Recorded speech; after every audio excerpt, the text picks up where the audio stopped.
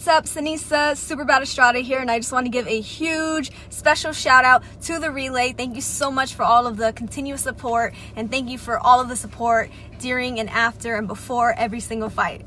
Welcome to the motherfucking relay. We're covering today's top boxing news. Ow! Okay, we'll start with this. It's official. Estrada versus Ruprecht unification match set for March. My understanding that this fight, this unification match, is going to be the co-main event to the main event featuring Jose Ramirez and presumably Richard Comey. In Fresno, California, WBA strawweight champion Chisora Estrada will make her first appearance of 2023 when she fights in a unification bout against WBC champion Tina Rupprecht. Sources told ESPN on Sunday the fight is expected to take place in the United States with a targeted date of March 25th. Estrada will be making her third defense of the WBA strawweight title, which she won by defeating Annabelle Ortiz, long-reigning champion Annabelle Ortiz, in March 2021. Estrada, ESPN's number 8 pound-for-pound fighter and number 1 strawweight, has also held the WBO junior flyweight title and the WBA interim flyweight title. The 30-year-old Ruprecht defeated Rocio Gaspar by unanimous decision on December 10th. She has held the WBC title since 2018 and therefore the interim WBC crown. This will be the 5th defense of her non-interim world title. Ruprecht's best win came against the current IBF and WBO strawweight champion Ioka by unanimous decision for the interim WBC title in 2018. The 30-year-old Ruprecht, she's one of 3 champions at strawweight, or minimum weight. There's Chisora Estrada, there's Tiny Tina Ruprecht, and there's Ioka, the only unified champion at this weight. This announcement comes as no surprise to me. Inside sources communicated to me weeks ago that Tiny Tina would be next for Chisora, provided that Tiny Tina made it past Rocio Gaspar, which she did last month. No surprises. Estrada versus Ruprecht, in many ways, is a better fight than Estrada versus Valle would have been, on the premise that Tina's already been there and done that with Ioka. In spite of Ioka showing noticeable improvement her last couple of fights and becoming this division's only unified champion, she still never ran it back with Tina. They were supposed to a couple of years ago, back in 2020. The pandemic... That would have been number 1 versus number 2 at the time, and the Ring Magazine title reportedly was set to be on the line. But alas, the fight never materialized. The rematch. So Ioka never got to avenge that loss she suffered to Tina in 2018. Tina Ruprecht, who sports a professional record of 12 wins, no losses, 1 draw, with 3 knockouts. Tina's been WBC champion a long time, 2018. That's approximately 4-5 years. Champion a long while, though she hasn't been that active the last 2 or 3 years or so. She didn't fight at all in 2020, only once in 2021, and only once last year in 2022. That breaks down to about 2 fights in the last 3 years. The saving grace for Tina is that because she saw action last month, and her very next fight is set to go down in March, she doesn't have any ring rust she has to shake off. She already did that with Rocio Gaspar. Tina Ruprecht, a respectable fighter, a respectable champion. Only 30 years old, she still has many good years left in the sport. And as stated, for Chisora Estrada, a fight with Tina in many ways is a better fight than a fight with Ioka, though the fight with Ioka, that's a really good fight too. And a necessary evil if Chisora Estrada means to become this division's undisputed champion. At some point, she's going to have to get Ioka in the ring if that's what she wants. Though she has to deal with Tina first.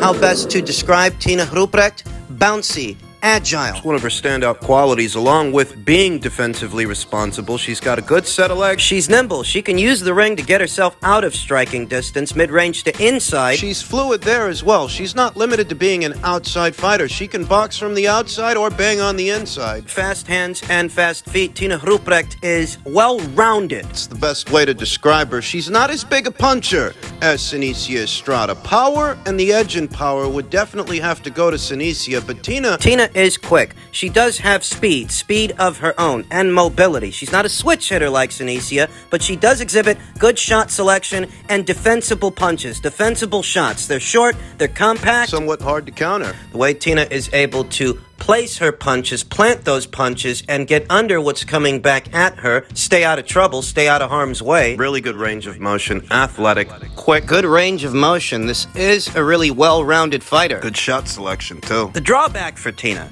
is that she really is more of a mid-range to inside fighter than an outside fighter. And mid-range, she's going to be susceptible to Senicia Estrada's punches. She's going to be well within striking distance of Senicia Estrada's shots. And Senicia, she really does have the heavier hands of the two. So, while mid-range to inside might be Tina Ruprecht's sweet spot, it's not going to be that sweet opposite the ring Senicia Estrada, who is a little taller, a little longer, a lot stronger, and somewhat more malleable. Lest we forget, Senicia Estrada is a switch hitter. She can fight orthodox, she can fight southpaw. It's going to be a good fight. I favor Senicia Estrada to win a points decision opposite the ring Tina Ruprecht. I think Tina can make her work for it, but Senicia, she's the favorite. She gets the edge. Look for this March 25th on the undercard of Ramirez versus Comey. In men's super flyweight news, on the heels of his unification match with WBA champion James Franco, Kazuto Ioka says Franco's technique, mental strength kept me from showing a clear difference. Unification match took place in the land of the rising sun this past weekend. And Japanese boxing star Kazuto Ioka was disappointed with his performance on Saturday night when he fought to a 12-round majority draw with Joshua Franco in their super flyweight unification match at Tokyo General Gymnasium. Two of the official judges scored the contest 114 to 114, whilst one judge favored Franco with a tally of 115 to 113. Franco walked away with his World Boxing Association title, whilst Ioka retained his WBO title for the 6th time. Myself, I didn't get to see the fight due to the timing. That in tandem with the fact that the unification match at Super Flyweight, was not picked up by a U.S. broadcast partner, this is the one that got away from me. This is one that I missed. WBC champion of Mexico, Juan Francisco Estrada, was watching from ringside with a clear hope of facing the winner. There were certainly close rounds in the bout, but Franco, who turned up the heat in the second half. He might be the guy that Juan Francisco Estrada ends up fighting. That's a decent-sized fight here in this part of the world, in the West. Kazuto Ioka, who sports a professional record of 29 wins with 2 losses, 1 draw, and 15 knockouts, 33 years old, is riding a 6-fight winning streak that dates back to a decision loss to Dani Nietes in 2018. Ioka avenged that loss in July with a dominant decision in their rematch. I have to admit that I favored Ioka to win this thing on the premise that in the last 12 months, Joshua Franco, newly crowned WBA champion, who was elevated to WBA champion. In the last 12 months, Joshua Franco has been inactive. That in tandem with Kazuto Ioka being a very experienced fighter, a 4-division champion, and having home field advantage. At minimum, I thought that Kazuto would win a points decision. As it stands, they scored it a draw. The Japanese veteran admits that Franco's style of boxing was difficult to deal with. He was quoted as saying, "I would like to apologize for being unable to live up to your expectations," Ioka said. "I thought I had an advantage midway through the contest. His technique and mental strength kept me from showing a clear difference. At the moment, there is no indication if a rematch is going to take place in the future, and it seems that Kazuto Ioka's headaches have just started between the difficult fight he just had with Franco and the WBO's recent order. Kazuto has to face Junto Nakatani." Per a tweet from WBO President Paco Veracel, "Congrats to our junior bantamweight champion on his draw against Franco. According to the last convention resolution, WBO Championships Committee will order 30-day negotiations to Ioka and Nakatani to reach an agreement. If an agreement cannot be reached, a purse bid will be ordered." This wouldn't be the first time that a flyweight champion moved up to super flyweight and became Kazuto Ioka's mandatory challenger. That's what happened in 2020 when he shared the ring with his countryman, then 3-division champion Kosei Tanaka. And he did, in 2020, completely outclass Kosei Tanaka. He destroyed him. He stopped him. But 2 or 3 years later, I don't think he's going to have that same luck with Junto Nakatani. There are some differences that need to be addressed. Kosei Tanaka was a 3-division champion, you understand. And what that essentially means is that he was, in fact, a naturally smaller fighter than Junto Nakatani is. I mean, you can look at the both of those guys and see that. Junto has always been very big for the men's flyweight division. When Kosei moved up to super flyweight from flyweight, took on Kazuto Ioka, that was his bid to become a 4-division champion. For Junto, that's his bid to become a 2-division champion. He's a noticeably bigger guy than Kosei Tanaka, and He's a bigger guy than Kazuto Ioka, a younger guy too. So while there are some similarities between this Junto Nakatani order and 2020's Kosei Tanaka order, there are some differences as well, some differences that need to be addressed. The threat level is somewhat greater in association with the Junto Nakatani fight than it was with the Kosei Tanaka fight. Junto poses a greater threat to Kazuto Ioka than Kosei Tanaka did, and lest we forget, none of us are getting any younger. Kazuto Ioka is an older fighter now than he was 2-3 years ago when he shared the ring with Kosei Tanaka, and based on how he just looked opposite the ring Joshua Franco, He was fighting a fighter who was coming off a lengthy stint of inactivity. I thought he was going to beat him. the most that he got was a draw, and based on reactions to the fight, reactions I took stock of post-fight, it looks a lot like Kazuto Ioka got lucky. It looks like he dodged a bullet. He's not out of the woods yet. In fact, his problems, his biggest problems, may just be beginning. They might. I liked his chances against Franco. I've never liked his chances against Junto. And he can't skirt around him. He can't circumvent him with a unification match or something like that, because the order from the WBO has already come down. The 30-day negotiation period has already started. There's no way he gets out of this fight without sacrificing the brown belt, the WBO title. So what is Kazuto Ioka going to do? Running it back with Franco or attempting to unify with Gallo, that's not an option for him. In all likelihood, those two super flyweight champions are going to unify with each other here stateside. Interesting dichotomy between those two. Not that long ago, Gallo Estrada was the super flyweight division's WBA champion, and his mandatory challenger was Joshua Franco. But Gallo Estrada chose to vacate the WBA title, fight a handpick en route to the Roman Gonzalez trilogy. That's what he did.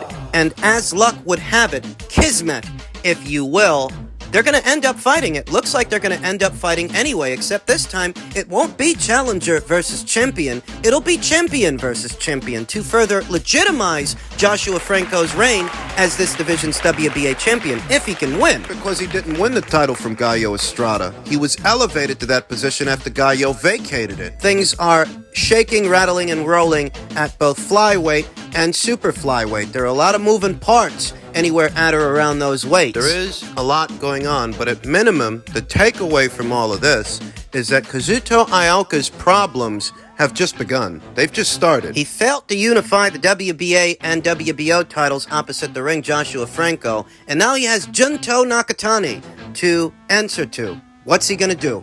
And finally, in men's heavyweight news, Frank Warren very recently spoke to Seconds Out and revealed that the December 3rd trilogy between Tyson Fury and Derek Chisora, at least according to him, did more than 500,000 pay-per-view buys on BT Sport box office. The question then becomes, if those numbers check out, and that's a real number, accurate figure, did the pay-per-view manage to break even? Or was it a flop? Did you spend more money to put the damn show on? Did you spend more money to put it on than it brought you back? Because Tyson Fury is reported to have made an estimated $24 million guaranteed from the show. Derek Chisora, he's reported to have made an estimated $4.5 million guaranteed from the show. You put that together, that's roughly $29 million in guaranteed purses. If that's what those fighters really made from that show, if that's what they were guaranteed. The price point for the pay-per-view across the pond was approximately 26 pounds. When you apply the conversion rate between pounds to US dollars, that comes out to roughly $32. So at a price point of $32 American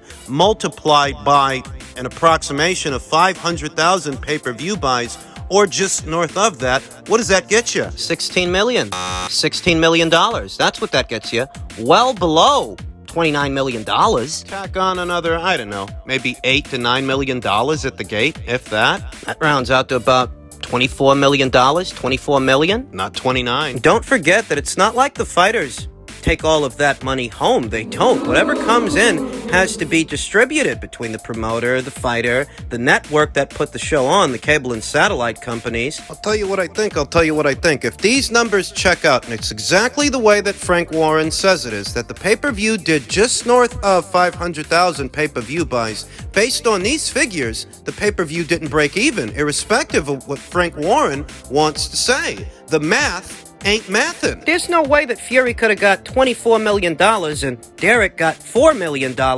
Comes out to about $29 million, and you broke even based on these numbers. You couldn't have broken even. There's no way. And that's on the premise that we can take such a figure coming from Frank Warren at face value. For all we know, he could be exaggerating about that number, though even if he isn't, based on 500,000 pay-per-view buys, you couldn't have broke even from this show. The only way you break even is if Tyson Fury didn't really get $24 or $25 million or whatever it was. That's the only way you could have broke even based on these numbers. But why would they lie about Tyson Fury's guaranteed purse? Why would that number be off? Maybe it's because they want you to think that he's the same kind of draw as the other guy. They want you to think that he is as big a draw at the box office as Anthony Joshua is. That might be one reason, at least one reason, they might fudge the number. Fudge his guaranteed purse or fudge the pay-per-view buys. Maybe they fudge those numbers because they want to keep up this illusion that Tyson is the same kind of draw